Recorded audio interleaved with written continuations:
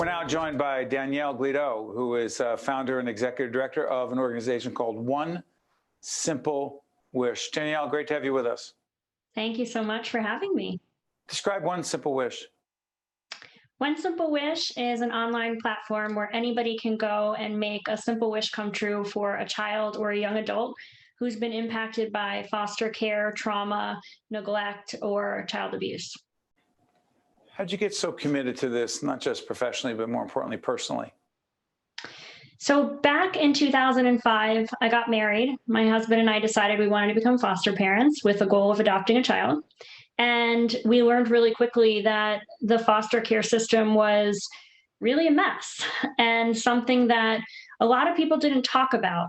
And when we decided to foster to adopt, we also wanted to make sure that we were becoming really strong advocates in telling the stories of the children, not just that we were encountering, but the children that we were learning so much about. And what we found was that there were so many kids that were missing out on those childhood experiences that growing up, most of us enjoyed. And, for us, being parents was the most incredible thing ever. And we just adored the children that came into our home and showered them with love and attention. But we knew that there were so many other kids out there that were lacking that and had that feeling like they weren't sure they mattered. And so we wanted to launch this program as a way to encourage everybody to just join together and do something loving for these kids. Back in 2017, we're taping this program at the end of 2020, be seen after that. When you got the call that you were one of the winners of the Russell Berrie Award for Making a Difference, the Making a Difference Award, and I say this all the time, been honored for many, many years to be moderating that event and meeting so many extraordinary leaders, particularly leaders of not-for-profits. Did you expect that award? No, honestly, I never expect awards. And that might sound cheesy because maybe people who get awards say that, but I don't expect awards.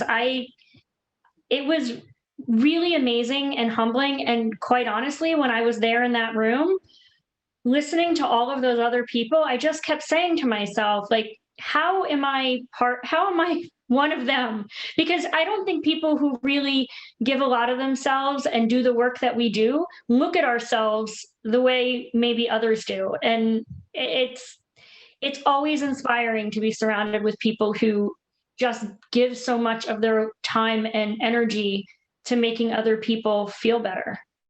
And it's interesting. This is part of a series we're doing.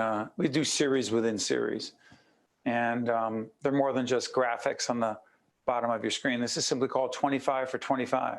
It's the 25th anniversary of the Russell Berrie Foundation. We've been working with them for many years as part of our series, simply called Making a Difference. And we're featuring 25 winners of the Russell Berrie Award for Making a Difference I think the number's 300 in that range, 350 plus. Millions and millions of dollars have been awarded to people, their nonprofits, that are making a difference every day.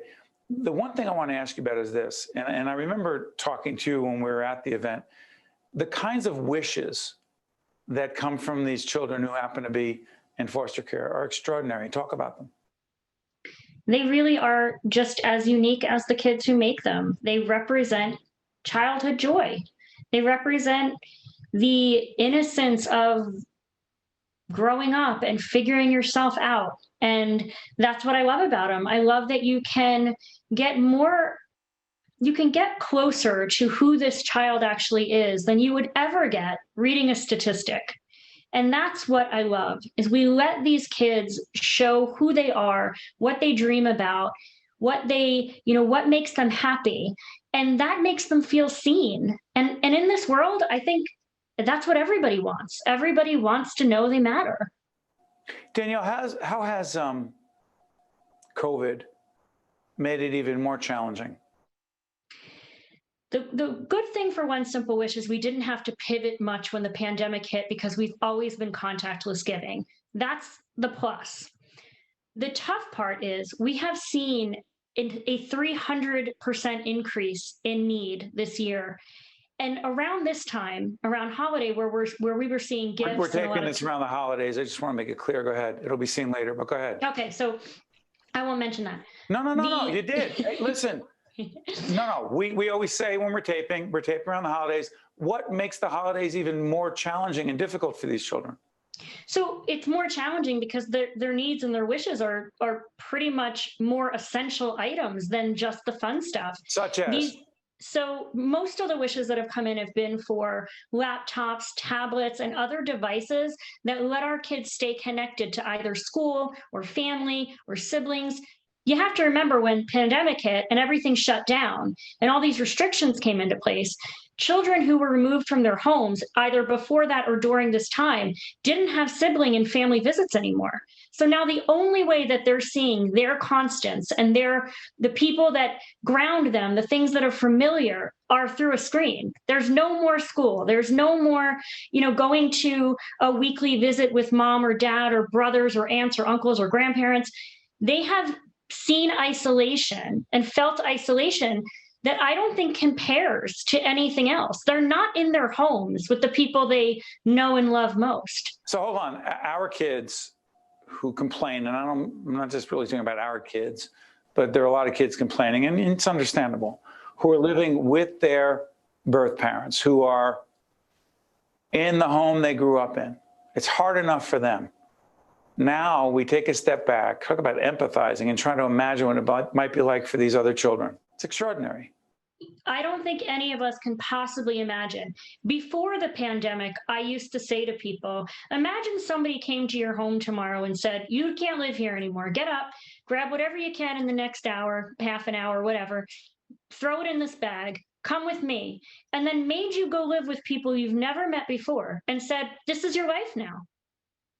I mean, even without a pandemic, that's impossible to imagine. Now with a pandemic, I don't even get to once in a while reconnect to what I knew. Danielle, let me ask you this. I wish we had more time, but before we finish the show, tell folks how they can help. We'll put up your website as you describe exactly how people can make a difference and help.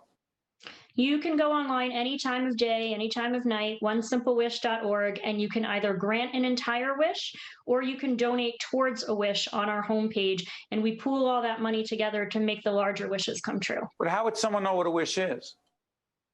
Well, you can read them all. So you can go to the site. Yeah, you just guess.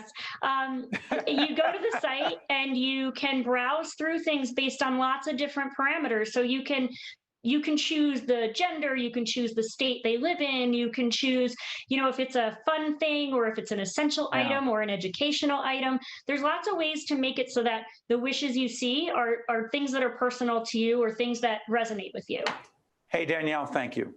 Thank you. Thank you and everyone at One Simple Wish for making a huge difference. And we're honored to feature the work that you and your colleagues are doing every day. Thank you, Danielle. Thank you so much. You got it. I'm Steve Adubato. Thank you so much for watching. We'll see you next time.